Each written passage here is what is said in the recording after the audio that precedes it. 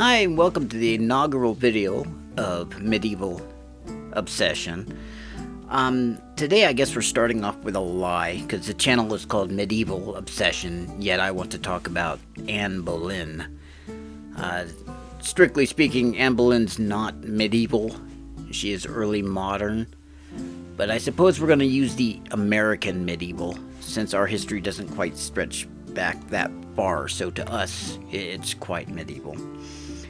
The world kind of has a Victorian view of Anne Boleyn, in that whenever we see her portrayed or we hear her spoken about, she is some absolute bombshell, some sexpot seductress,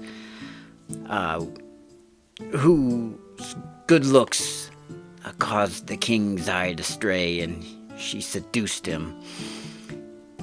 And we see this in movies too. She's been portrayed by gorgeous actresses like Natalie Portman, Natalie Dormer, Jodie Turner-Smith,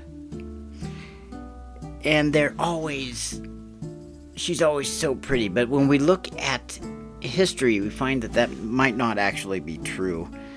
The people that actually knew Anne Boleyn, who actually laid eyes on her, did not find her to be very pretty.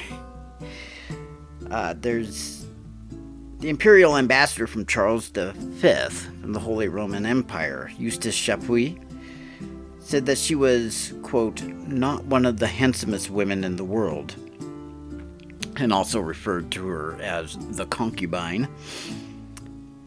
The Venetian diplomat, Francesco Sanuto, also said, she is not one of the most handsome women, but she is young and has a certain charm. Another Venetian says, she is of middling beauty, so she's just average. Even the people that supported her, when praising her, did not praise her beauty.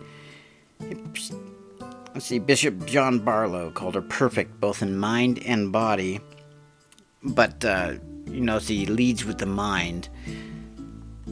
Lancelot Descartes, French eyewitness, says she was not of a great beauty, but she had a graceful figure, though he did say her eyes were black and beautiful. And then, of course, there's Nicholas Sanders, who was about 50 years later, so he wasn't actually contemporary to her, but he said that she had a goiter, a sixth finger, and a projecting tooth. But this probably is apocryphal, as he never actually laid eyes on her. So the people around Anne described her as not classically beautiful.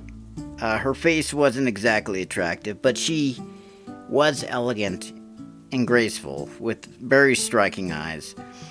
And what is fascinating to me about this is that it adds another dimension to Henry, because Henry was having beautiful women served to him on a platter, but something attracted him to Anne that wasn't beauty.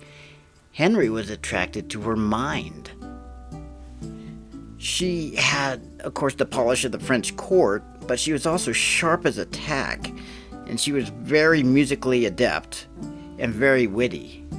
And so Henry was really attracted to her mind. And this also adds a depth to Anne, that Anne knew her strengths and used them very adeptly to win over the king. And so I think we're doing Anne a great disservice by always portraying her as being so drop-dead gorgeous, when instead we need to be portraying her as a brilliant, witty, if even a little bit manipulative. And that is what attracted the king to her.